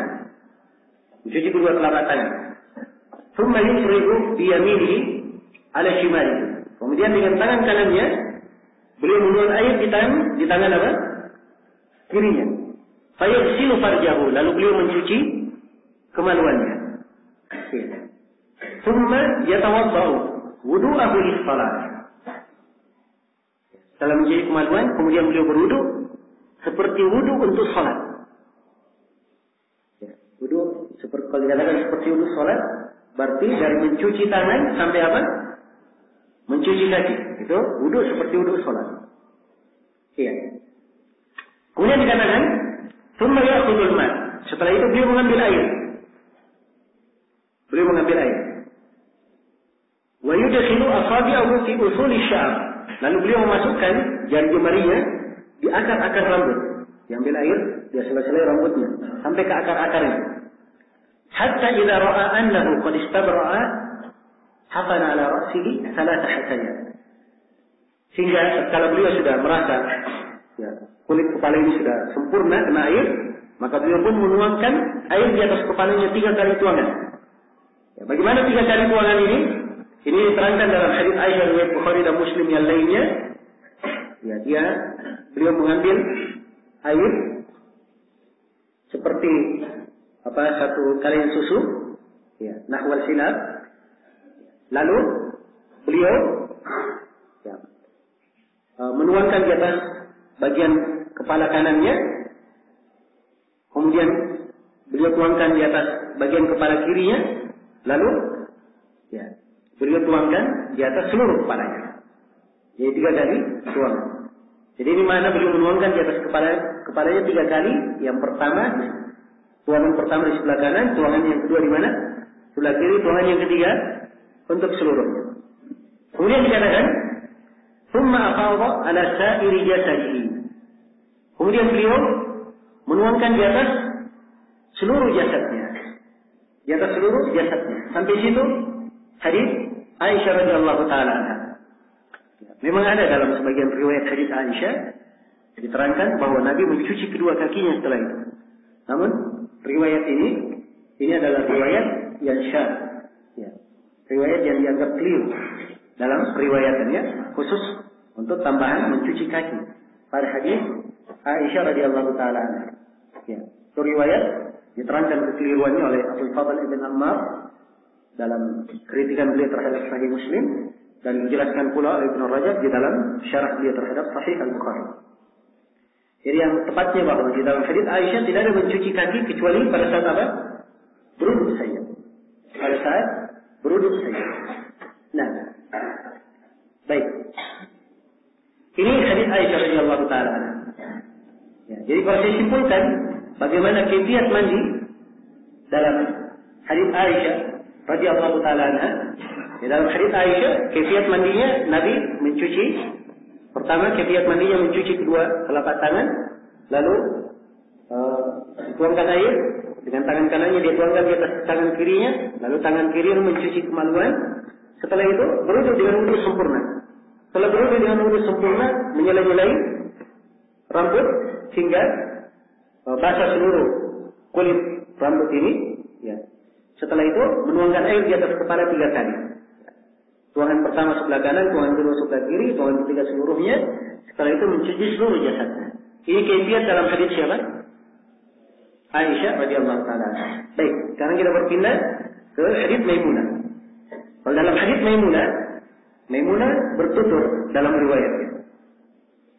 Beliau wada'tu lin Nabi sallallahu alaihi wasallam ma'an yaghtasilu bi. Saya meletakkan untuk Nabi air yang dia pakai untuk mandi. Terdapat di dalamnya khidmat seorang perempuan pada suaminya. Saya letakkan untuk Nabi sallallahu alaihi wasallam air dia pakai untuk mandi. Fa'afraga ala yadayhi. Lalu Nabi menuangkan air di atas kedua tangannya. Nah, faghasalahuma marratayn aw thalatha. Lalu beliau mencuci kedua telapak tangan itu 2 kali atau 3 kali. Tsumma afraga bi yaminihi ala shimalihi. Kemudian beliau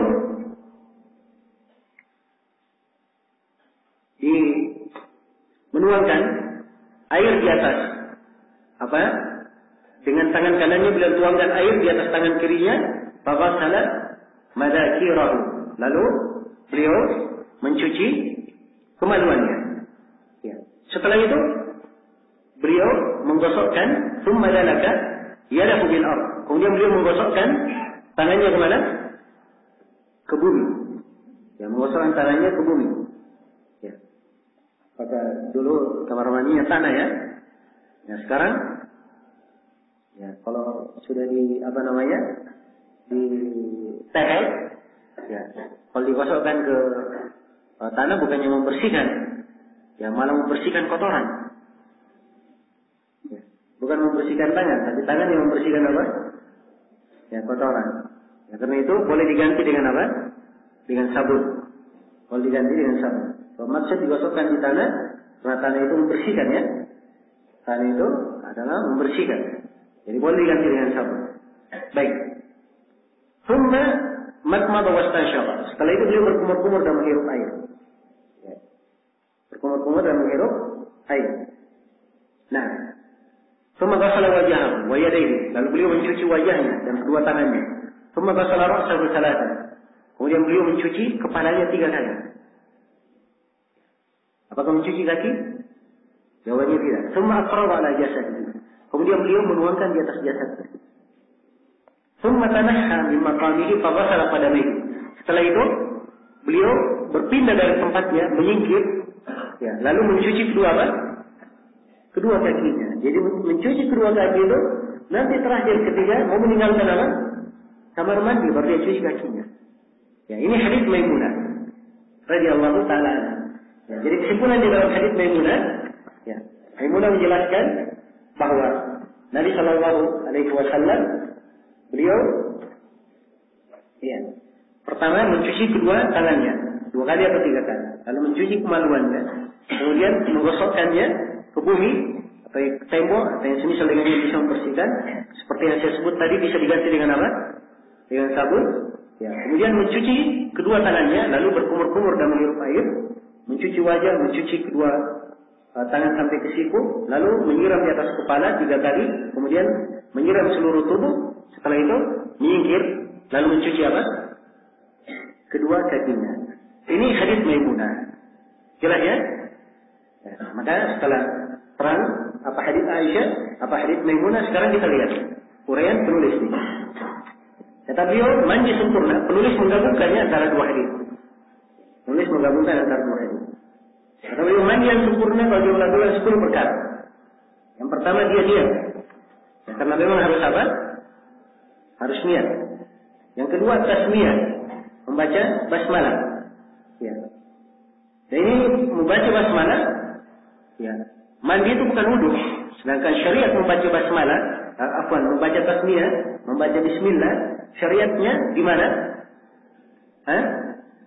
Di wudu syariatnya. Adapun di mandi, ya, di mandi dia adalah hal yang tidak ada dalil khusus menjelaskannya. Karena itu yang paling tepatnya bahwa, ya, membaca tasmiyah, membaca bismillah di wudu itu tidak sama dengan di mandi, tidak sama dengan apa? Tidak sama dengan di wudu. Baik. Kemudian yang ketiga, kata beliau ghaslu ma bihi min adab, dan mencuci kotoran yang melekat. Ya. Jadi kalau ada kotoran di tangan atau di kemaluan, maka dicuci. Kemudian yang keempat, wal wudu. Syariatkan berwudu. Ini sempurna. Kemudian yang kelima, wa ifadatul ma' ala ra'sihi thalathan, menuangkan air di atas kepala 3 kali. Ya, jadi beliau tambah lagi setelah wudu, dituangkan lagi air di atas kepala berapa? 3 kali. Wa dalaka badanahu bi yadayhi, dan dia menggosok badannya dengan kedua tangannya. Ya. Dan menggosok anggota tubuh pada saat wudu, pada saat mandi, itu adalah hal yang disunnahkan. Ya, sifatnya sunnah, menyempurna. Nah itu di hadits Maimunah, di sebagian hadits di pembahasan wudu, ya, Nabi SAW sebutkan, dalaka dira'aihi bil ma'. Beliau menggosok kedua lengannya dengan air, kedua tangannya dengan air. Ya, jadi bedanya antara menuangkan. Kalau mencuci dia tuangkan, itu sudah dikatakan mencuci. Kalau dia gosok itu kadar tambahan namanya. Dia cuci sambil dia gosok, kan begitu? Ya, itu kadar tambahan. Dan menggosoknya itu hukumnya sunnah. Nah, wattayamun, dan disunnahkan menggunakan yang kanan. Ya. Kalau dia wudu, ya, dia mulai yang kanan. Kalau kepala tadi, dia mulai bagian kanan, kemudian kiri. Ya, kalau jasad juga boleh dia mulai kanan, kemudian kiri. Ya, tapi di dua hadis Maimunah dan hadis Aisyah hanya disebut mencuci seluruh jasadnya. Kemudian yang kedelapan, tarmim al-badan bil ghusl, mencuci seluruh badan dengan mandi. Yang kedelapan. Nah, yang kesembilan, yantaqilu min mawdi'ihi fa yaghsilu qadamaihi. Ya, dia berpindah dari tempatnya lalu mencuci apa? Kedua kakinya. Ya. Ya, perhatian ya, di sini penulis menggabungkan antara dua hadis. Hadis Maimunah dan hadis Aisyah radhiyallahu taala.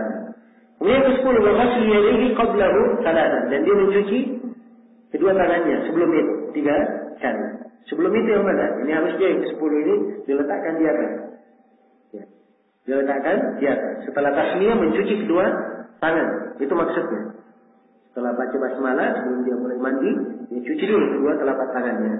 Nah, memang di dalam buku ini disebutkan oleh Muhakkik bahwa walaupun penulis berusaha untuk mendatangkan hal-hal yang sangat berharga, namun ada titik-titik pembahasan yang beliau tidak detailkan di situ. Ya, berbeda dengan sebagian bukunya yang lain. Kalau buku beliau yang saya terangkan di pendahuluan, Mughni Dawil Abham, ini buku yang beliau sangat mendetail di dalam menyusunnya. Betul-betul taharri sekali. Sangat taharri di dalamnya. Berbeda dengan buku ini, ada sebagian tempat-tempat yang mungkin kita katakan afdalnya diakhirkan. Ya, seperti ini yang ke-10, ini afdalnya karena beliau sendiri sebutkan dicuci tangan sebelumnya. Berarti kalau sebelumnya harusnya diletakkan di mana? Ya, di sebelumnya harusnya diletakkan. Tapi kadang seperti itu, seorang kalau sudah menulis, sudah terlanjur tertulis, baru teringat ada yang terlupa. Maka tidak bisa balik lagi. Jelas ya? Apalagi waktu itu kertas mahal ya. Karena itu di ulama dahulu kalau ada mau dimasukkan di tulisan, ya dia masukkan di pinggir atau kemana yang bisa dimasukkan. Sulit. Ya, kalau sekarang Masya Allah. Sudah terlanjur tulis di kertas, bisa di tip X. Ya, kalau tulis di komputer lebih luas lagi. Ya. Jelas ya? Baik. Jadi ini cara mandi wajib. Ya, selesai sudah ya, dari keterangan penulis. Berarti hari ini kita hanya dapat 6 kaidah.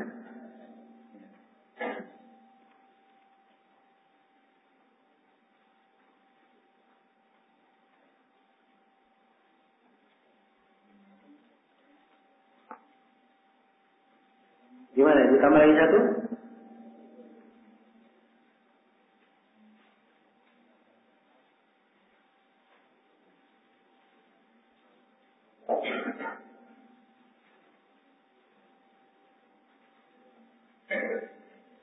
Baik, kita tambah 1 kaidah lagi ya. Ya. Ganjil, yang 7. Ya, kalau ini ganjil lagi jadi 9 nanti. Ya, baik. Kata penulis rahimahullah ta'ala, tidak apa-apa kalau ada pertanyaan, dimasukkan aja. Mungkin waktu kita menjawab pertanyaan di waktu pada isya ini. Ya, di waktu lainnya di pelajaran pagi, siang, sore, itu hanya materi saja. Kalau ada pertanyaan, ditulis saja, dikumpul nanti setelah isya. Saya lihat nanti kalau pertanyaan banyak, saya akan sisakan waktu nanti untuk pertanyaan. Baik. Ini ada informasi katanya Ustaz Khidir tidak jadi mengajar mutamim. Jadi kalau waktu kita agak panjang ya. Kalau beliau mengajar mutamim berarti harus berhenti sebelumnya. Ya. Kata beliau rahimahullah, al-qaidah taib as-sabiah, yang ketujuh. Yang ketujuh, ya. Sini penulis Muhakkik berkata fima yamna'ul haid wa ma yujibu. Kaidah yang ketujuh ini pada hal-hal yang tidak boleh dilakukan atau hal yang tertahan oleh sebab haid dan hal yang diharuskan karena adanya haid.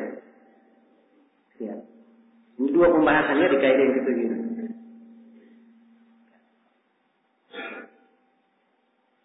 Pertama kata beliau, al-haidu yamna'u asyrata asya. Haid itu menahan 10 perkara. Jadi kalau ada haid, 10 perkara tertahan. Iya. 10 perkara tertahan. Yang pertama kata beliau, fi'las salat. Yang pertama adalah tertahan dari mengerjakan salat. Tertahan dari mengerjakan salat. Dan ini berdasarkan hadits Aisyah, riwayat Bukhari dan Muslim yang telah kita terangkan tentang kisah Fatimah bintu Abi Hubeish. Ya. Di mana Nabi sallallahu alaihi wasallam bersabda, "Fa idza aqbalatil haid fatrukis salat." Nah, apabila haid itu sudah pergi, maka tinggalkan salat. Jelas ya? Dan di riwayat Al-Bukhari yang saya sebutkan di awal, lakin da'is salata qadra al-ayyami allati tahidina fihi atau fiha. Tapi tinggalkanlah salat sekadar hari-hari yang engkau haid di dalamnya. Ya. Sekadar hari-hari yang engkau haid di dalamnya. Maka perempuan yang haid itu tidak boleh melakukan salat. Ini yang pertama, yang ditahan oleh haid. Yang kedua, kata beliau wa wujubah. Ya, dan haid ini menahan kewajiban salat. Haid menahan kewajiban salat. Salat itu wajib dikerjakan. Ya. Tapi pada saat haid perempuan itu tidak wajib melakukan salat. Kewajibannya diangkat pada saat apa? Pada saat dia haid. Iya. Karena itulah pada saat dia meninggalkan salatnya, dia tidak mengqadanya, tidak menggantinya. Itu maknanya, karena dia tidak diwajibkan. Nanti kata tetap hukum wajib berlaku, maka begitu dia tidak lakukan salat di masa haid, dia harus ganti setelah haid. Ya. Jelas ya? Nah itu penulis di sini bedakan bahwa haid menahan dari melakukan salat dan haid itu menahan dari kewajiban salat. Sebab petikannya berbeda. Kalau menahan dari melaksanakan salat pada masa haid, dia tidak boleh salat. Kalau mana haid menahan kewajiban salat, artinya pada saat dia tidak salat ketika haid, maka tidak ada kewajiban dia menggantinya setelah itu. Jelas ya? Dan dalil yang tidak ada kewajiban menggantinya adalah hadits Aisyah, riwayat Bukhari dan Muslim. Beliau ditanya oleh Mu'adah rahimahullah. Mu'adah berkata, ya, ma balul haid taqdi shaum wa la taqdi shalat? Kenapa perempuan yang haid mengganti puasanya tapi dia tidak mengganti salat? Ya. Maka Aisyah radhiyallahu taala anha menjawab, "Kana yusibuna dzalik ma Rasulullah sallallahu alaihi wasallam. Fa nu'maru bi qada'i salati, fa nu'maru bi qada'i shaumi wa la nu'maru bi qada'i as-salat." Kata Aisyah, sungguhnya kami ditimpa haid bersama Rasulullah sallallahu alaihi wasallam. Kami diperintah mengqada puasa, namun kami tidak diperintah mengqada apa? Mengqada salat. Jadi ini yang kedua yang ditahan oleh haid. Kemudian yang ketiga, ya.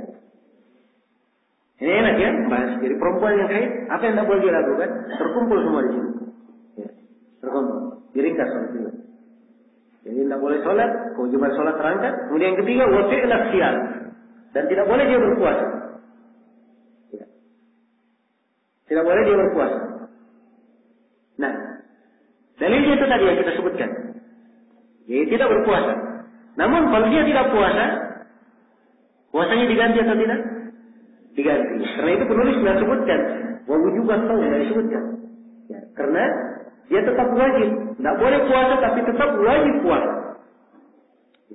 Kalau dia tidak puasa di hari yang dia haid, maka dia ganti di mana? Di hari yang lainnya. Jadi itu dalilnya. Ya. Nu'maru bi qada'i shaum. Kami diperintah untuk mengqada puasa. Kemudian yang keempat, ya. Kata beliau, wa qira'at al-Qur'an. Dan haid itu mencegah dari membaca Al-Quran. Ya, mencegah dari membaca Al-Quran. Nah, ini yang keempat menurut penulis. Ini disebut oleh sejumlah ahli fikih, mereka berdalilkan dengan hadis-hadis. Ya, mereka berdalilkan dengan hadis-hadis yang menjelaskan bahwa perempuan yang haid, orang yang junub tidak boleh membaca Al-Quran. Ini ada beberapa hadis, namun sangat disayangkan hadis-hadis itu semuanya adalah hadis yang apa? Hadis yang lemah, tidak ada yang kuat. Hadis yang lemah, tidak ada yang kuat. Justru dalil lebih menunjukkan bolehnya perempuan membaca Al-Quran. Di antara dalil yang menunjukkan bolehnya, Nabi SAW bersabda, sebagaimana dalam hadis Aisyah riwayat Muslim, karena Nabi SAW yadhkurullah ala kulli ahyan. Adalah Nabi SAW berzikir kepada Allah pada segala keadaannya, termasuk dalam keadaan junub, sama dengan perempuan, termasuk dalam keadaan haid. Dan hadis Aisyah yang saya sudah baca tentang kisah ketika Aisyah haji, ketika Aisyah radhiyallahu taala haji, beliau haid di jalan, maka beliau tidak boleh tawaf di Ka'bah. Dan akan datang penjelasan nanti tidak boleh tawaf bagi perempuan haid. Namun Nabi berkata kepadanya, if'ali ma yaf'alul hajj ghaira an tatufi bil baiti hatta tatuhuri. Kerjakanlah wahai Aisyah seluruh perbuatan yang dilakukan oleh orang yang haji, kecuali tawaf di Ka'bah. Itu tidak boleh kamu kerjakan sampai kamu suci. Jadi Aisyah yang haid di musim haji hanya dilarang melakukan apa? Melakukan tawaf. Oleh kata membaca Al-Quran juga dilarang, akan diterangkan. Larangan. Jelas ya? Baik, ini diantara dalil ya. Karena itu, ya, membaca Al-Quran ini dia adalah kehidupan seorang muslim dan muslimah. Dia banyak terkait dengannya. Perlu untuk membacanya. Maka kalau dikatakan tidak boleh perempuan membaca Al-Quran pada saat dia haid, ini masyaqqah yang berat. Apalagi kalau misalnya ada perempuan yang haidnya 15 hari.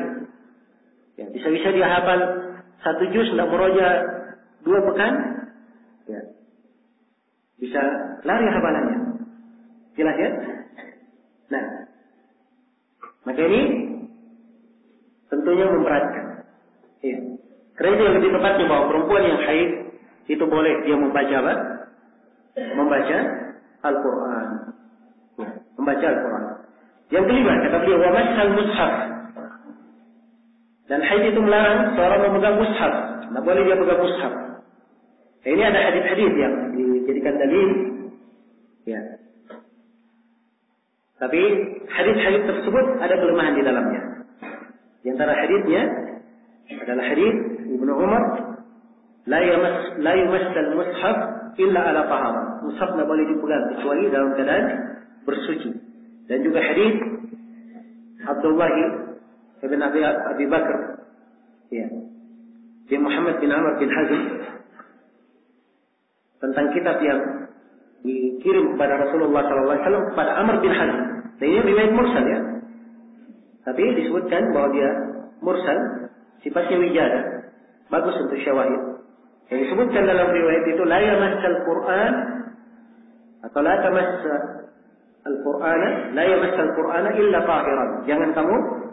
Jangan dia menyentuh Al-Quran kecuali dia dalam keadaan suci. Ya, dan ada hadis yang lain. Yang jelas secara global seluruh hadis itu kalau dikumpulkan bisa dihasankan, bisa dikuatkan. Bahwa tidak ada yang menyentuh Al-Quran kecuali dia apa? Kecuali dia suci. Tapi yang menjadi permasalahan di sini setelah kita tahu bahwa hadisnya kuat, tidak boleh menyentuh Al-Quran kecuali dia suci. Hadisnya kuat, kisah mana apa arti dia suci itu? Tahir itu apa artinya? So, kata tahir dalam istilah fikih itu banyak makna, ada 4 makna. Ada tahir bermakna dia suci dari najis. Ada tahir bermakna dia suci dari hadas. Ada tahir bermakna dia bukan orang yang junub. Dan ada tahir bermakna dia adalah seorang muslim, bukan musyrik, bukan kafir. Itu tahir semua maknanya. Sekarang tidak ada yang boleh memegang Al-Quran kecuali tahir. Tahir yang mana yang diinginkan? Dari 4 makna ini. Kalau mengatakan hadas, ini perlu dalil. Tidak ada dalilnya. Apa menguatkan? Jelas ya? Kalau kita lihat ke hadis Aisyah yang saya sebutkan tadi, bahwa Nabi berkata kepadanya saat Aisyah haid, lakukan seluruh apa yang dikerjakan oleh perempuan yang haid kecuali tawaf di Ka'bah. Ya. Kecuali tawaf di mana? Di Ka'bah. Ya. Jadi zahir menunjukkan bolehnya. Namun bersamaan dengan itu, ya, kita di dalam pembahasan ini, ya, khusus untuk memegang mushaf bagi perempuan itu sebaiknya dia ikuti pendapat yang melarangnya. Ya.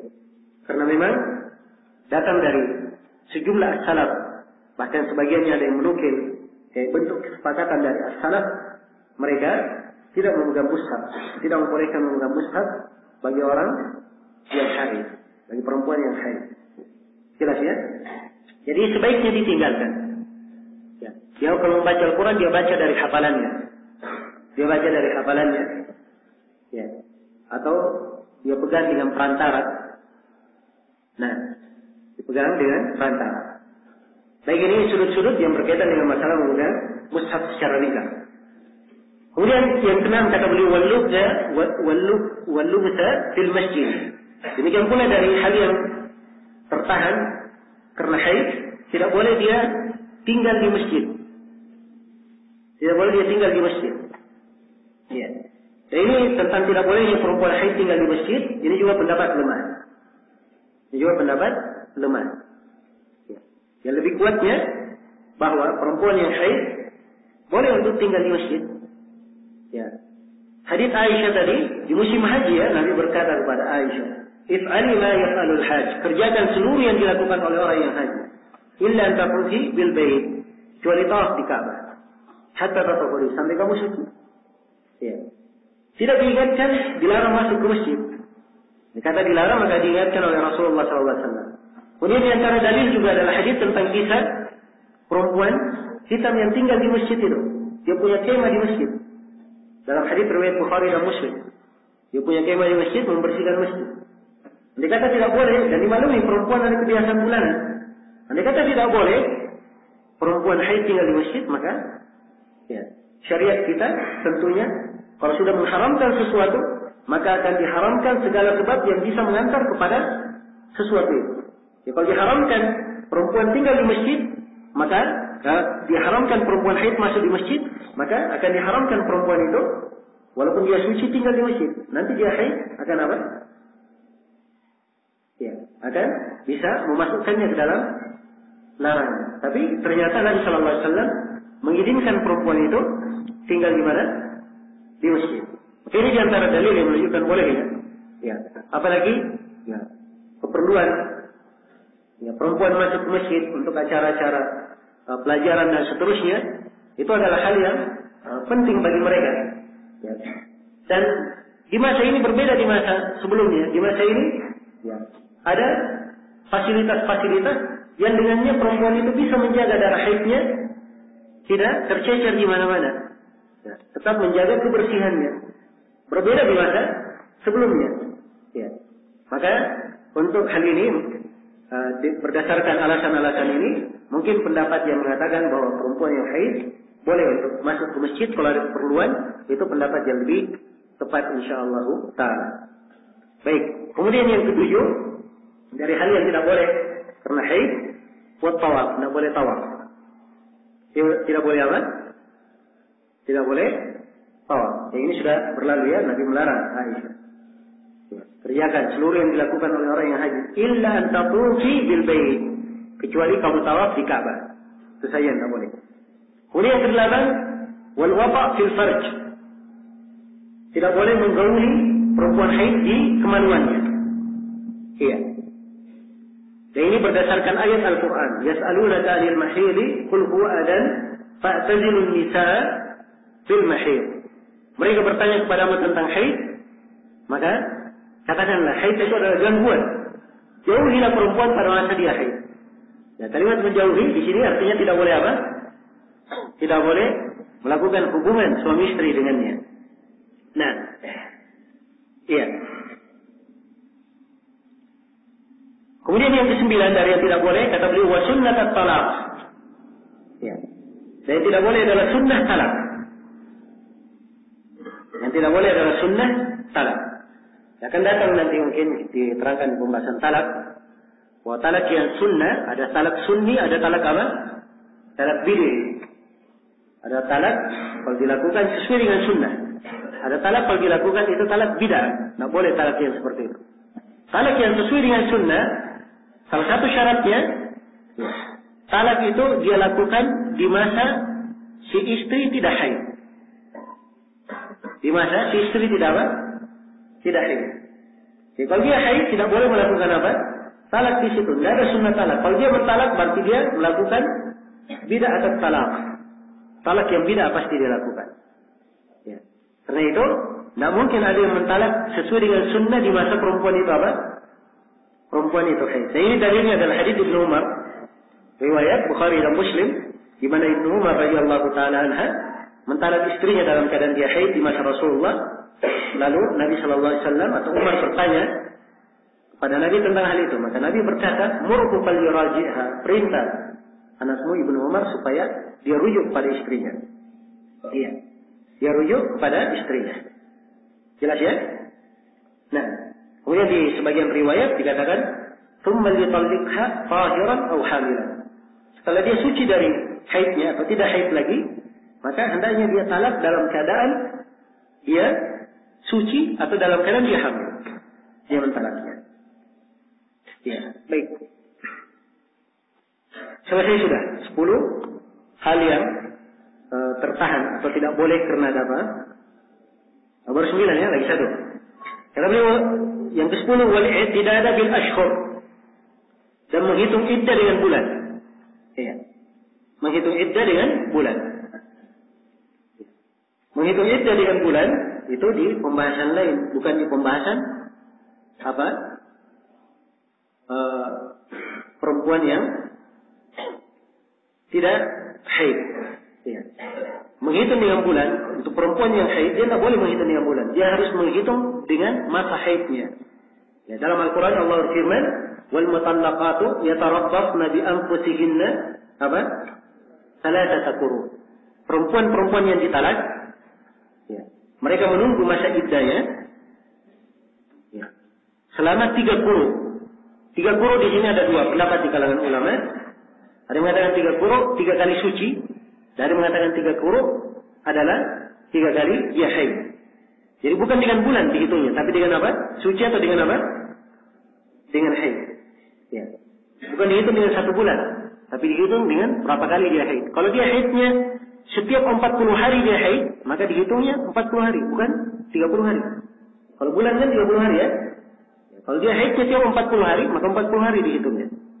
Jelas ya? Baik. Jadi ini maksudnya yang ke-10. Ya. Selesai sudah 10 hal yang tertahan karena haid. Sekarang kita pindah kepada potongan yang kedua dari kaidah yang ke-7. Kata beliau yujibu salasata asya. Dan haid ini mengharuskan 3 hal. Jadi siapa yang tertimpa haid terdapat 3 perkara padanya. Yang pertama al-ghusla, mengharuskan mandi. Jadi kalau ada yang haid setelah suci dia harus apa? Dia harus mandi. Ya. Nah, yas'alunaka 'anil mahid qul huwa adan fa'tazilun nisaa fil mahid. Ya. Baik. Fa'tazilun nisaa fil mahid wa la taqrabuhunna hatta yatahurna fa idza tatahharna fa'tuhunna min haitsu amarakumullah. Ya. Mereka bertanya kepadamu tentang haid, katakanlah haid adalah gangguan. Jauhilah perempuan pada masa dia haid. Jangan kalian dekati dia sampai dia suci. Ya, kalimat sampai dia suci, ini artinya sampai haidnya terputus. Walaupun dia belum mandi. Tapi kapan boleh diperlakukan suami istri? Itu nanti diperbolehkan kalau dia sudah mandi. Karena itu di kelanjutan ayat, فَإِذَا تَطَهَّرْنَا. Kalau mereka sudah bersuci, yaitu sudah mandi. Ya, maka diharuskan apa? Diharuskan mandi. Ya, diharuskan mandi. Nah, baik, dan banyak hadis ya, adapun dari sisi hadis banyak sekali hadis yang menjelaskan bahwa haid itu mengharuskan mandi. Kemudian yang kedua dari keharusan, kalau ada haid itu keharusan al-bulugh, dia adalah tanda balik. Ya, jadi kalau ada perempuan yang haid itu mengharuskan dia sudah apa? Dia sudah balik. Ya, umurnya baru 9 tahun, tapi sudah haid. Maka haidnya ini mengharuskan dia sudah apa? sudah balik. Iya. Dan ini adalah hal yang tidak ada silam pendapat di kalangan para ulama. Di antara dalil yang disebutkan adalah hadis, ya, la yaqbalullahu salata haidin illa bi khimar. Allah tidak menerima salat perempuan yang haid kecuali dengan khimar. Ya, disebutkan perempuan yang haid, disyaratkan haid, menunjukkan bahwa itu adalah tanda salatnya diterima. Kalau salatnya diterima, tanda salatnya diterima, berarti itu adalah tanda buluk, tanda baliknya. Sebab ibadah itu syah kalau dia sudah balik. Jelas ya? Apabila dia sudah balik. Ini diantara dalilnya. Walaupun hadisnya ada pembahasannya di kalangan ahli hadis, namun ini perkara yang tidak ada silam pendapat. Iya. Kemudian yang ke berapa sekarang? Yang ketiga. Nah, kemudian yang ketiga, wayujibu, dan juga mengharuskan al-i'tidad bih. Dan dia mengharuskan menghitungnya sebagai iddah. Kalau dia sudah haid, ya, maka iddahnya adalah dengan dia apa? Iddahnya adalah dengan dia menghitungnya sebagai haid. Ya.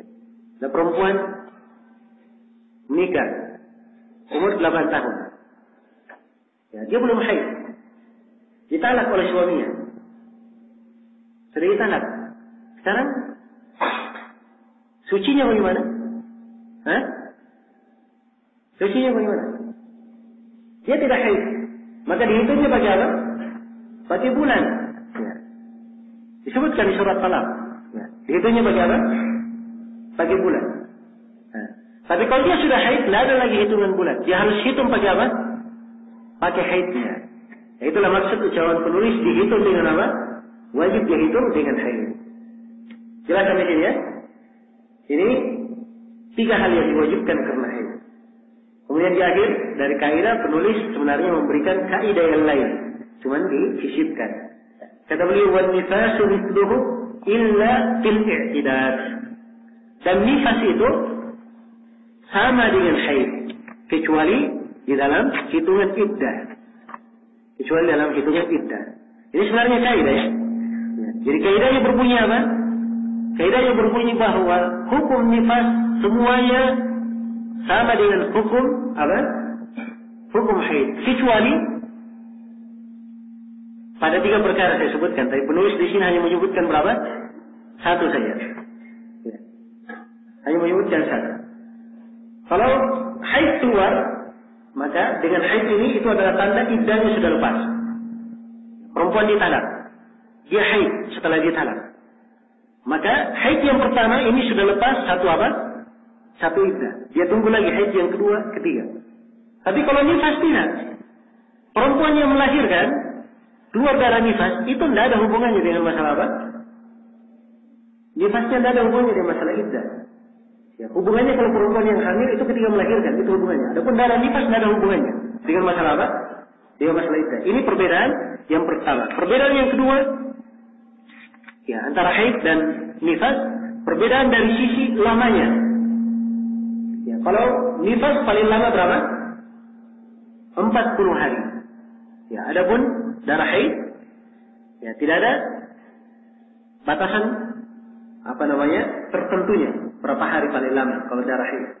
Tapi kalau dilihat kebiasaan kebanyakan perempuan kebiasaannya paling lama berapa? 15 hari. Itu kebanyakan paling lama. 15 hari. Kalau dia tak punya kebiasaan akan kita terangkan nanti ya, dia ikut pada kebiasaan kebanyakan perempuan. Akan datang nanti penjelasannya. Ya. Kemudian perbedaan yang ketiga antara haid dan nifas. Kalau haid itu adalah tanda balik. Adapun nifas bukan tanda apa? Bukan tanda balik. Jelas ya? Baik. Ini 3 perbedaan yang membedakan antara haid dan nifas. Jadi secara umum kaidahnya nifas sama dengan haid kecuali pada 3 pembahasan. Yang pertama dalam masalah jangka waktunya, yang kedua nifas. Ya, dalam masalah dihitung sebagai tanda balik atau tidak. Kemudian yang ketiga di pembahasan apakah dihitung sebagai tanda lepas iddah atau tidak. Itu 3 pembahasan. Nah, dengan ini kita sudah selesai dari kaidah yang keberapa? Kaidah yang ke-7. Baik, saya cukupkan dengan sini. Insyaallah taala kita sambung lagi nanti di pertemuan besok pagi setelah sholat subuh, insyaallah.